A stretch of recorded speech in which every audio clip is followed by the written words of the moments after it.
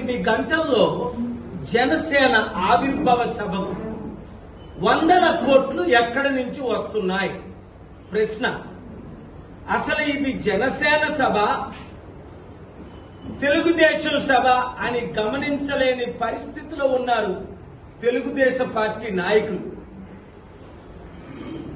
బిందెల్ని చెంబులో దూరుతుంది కానీ ఇప్పుడు చెంబే బిందులో దూరుతుందా అంటే తెలుగుదేశమే జనసేనలో దూరుతుందా అని ప్రశ్నలు. దత్తపుత్రుడని దగ్గరికి తీసుకొచ్చాడు చంద్రబాబు నాయుడు. అసలు ఈయన దత్తపుత్రుడా? దత్తత చేసుకోకముందు ఒక పామే పుత్రుడిగా వచ్చాడా? ఇప్పుడు పామై కాటైపోతున్నాడా అన్నది ఇక్కడ ఇష్యూ. బీహార్కి ప్రత్యేక నిధులు 2 లక్షల కోట్లు మొత్తం కేటాయిస్తే ఆంధ్రప్రదేశ్కు 10% ఎందుకు కేటాయించారు సెంటర్ అంటే నాకు వచ్చిన ఇన్ఫర్మేషన్ పవన్ కళ్యాణే మన రాష్ట్రానికి నిధులు రాకుండా ఆపుతున్నారు అని. ఒకవేళ నిధులు వస్తే చంద్రబాబు నాయుడు గారికి మంచి పేరు వస్తుంది. ఇంకా మరలా వచ్చే ఎలక్షన్ లో కూడా ఆయనే ముఖ్యమంత్రి అవుతారు, లేదా ఆయన కొడుకుని లోకేష్ ను ముఖ్యమంత్రి చేస్తారు.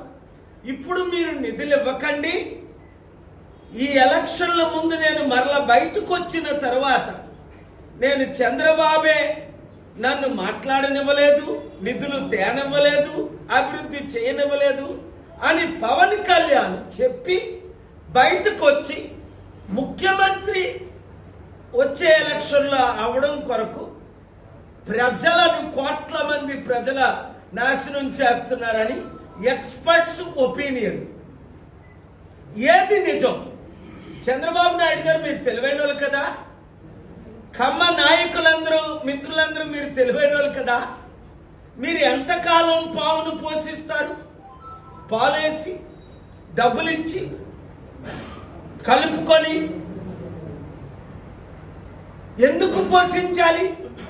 మిమ్మల్నే మింగినంత 9 నెలల్లోనే మిమ్మల్ని మింగే స్థాయికి ఆయన వెళ్ళాడు అంటే తప్పెవరిది? మీదా కాదా ఆలోచించండి. ఇప్పుడైనా మేల్కోండి. మీరే కానీ అవకాశం ఇవ్వకపోతే చిరంజీవి ఏ విధంగా ముందు 18 సీట్లు గెలిచి 2009లో ప్రజారాజ్యం క్లోజ్ చేసుకున్నాడో 2011లో కాంగ్రెస్ లో విలీనం చేసి ఈయన కూడా మీ పార్టీలోనో బీజేపీలోనో విలీనం చేసుకున్నాం. మరి మీకు సెంటర్ నుంచి వచ్చిన ఒత్తిళ్ల బట్ట ఒక వరల్డ్ లీడర్ అయ్యుండి 95 నుంచి 2004 వరకు ఒక నేషనల్ లీడర్ అయ్యుండి చంద్రబాబు నాయుడు గారు మీరు మోదీకి పాఠాలు చెప్పి నితీష్ కుమార్ కాంగ్రెస్ ని నడిపించిన మీరు ఇంత దిగజారి స్థితికి ఇప్పుడే 9 నెలల్లోనే చేరిపోయారు అంటే ఇంకా 2-3 సంవత్సరాల్లో ఏ స్థితిలో ఉంటారో ఒకసారి గమనించండి. ఆ మహానుభావుడు స్థాపించిన ఎన్టీ రామారావు పార్టీని జనసేన పార్టీలోకి విలీనం చేసే పరిస్థితిలో మీరు ఉన్నారా? అవసరమైతే జైలుకి వెళ్ళండి కానీ న్యాయం కనీసం ఎన్టీ రామారావు గారు స్థాపించిన పార్టీ కొరకు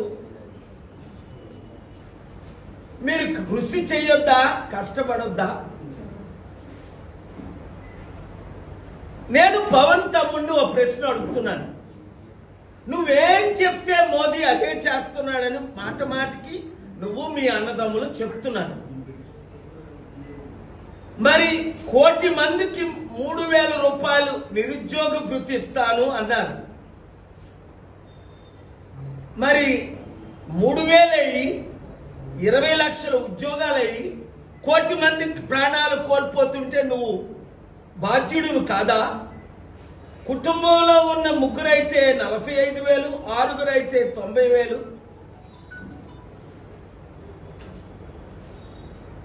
ఇస్తానని మాట ఇచ్చారు. తల్లికి వందనం అని. ఇలాంటి ఇచ్చిన వాగ్దానాల్లో ఒకటేనా నెరవేర్చడం లేదు అంటే చంద్రబాబు నాయుడు గారు మిమ్మల్ని ఎవరు నమ్మరు.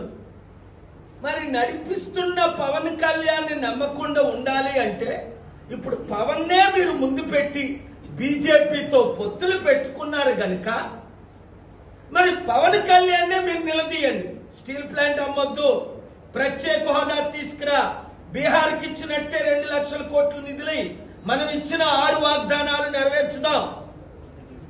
రైతు బంధు ఇద్దాం, రైతులకు రుణమాఫీ చేద్దాం, నిరుద్యోగులకు ఉద్యోగాలు ఇద్దాం, పెన్షన్లు ఇద్దాం. ఒక్క మాటైనా మీరు నెరవేర్చుకుంటా ఉన్నారు అంటే దానికి కారణం పవన్ కళ్యాణ్ అని మీకు తెలియకపోతే ఈరోజు రాజమండ్రి ప్రెస్ మీట్ ద్వారా తెలియజేస్తున్నాను. తక్షణమే మేల్కోండి. రాష్ట్రం కొరకు, దేశం కొరకు నాతో చేతులు కలపండి. అప్పులు తీర్చుదాం, అభివృద్ధి చేద్దాం, లక్షల కోట్లు తీసుకొద్దాం, రాష్ట్రాన్ని, ప్రజల్ని కాపాడదాం. Thank you very much.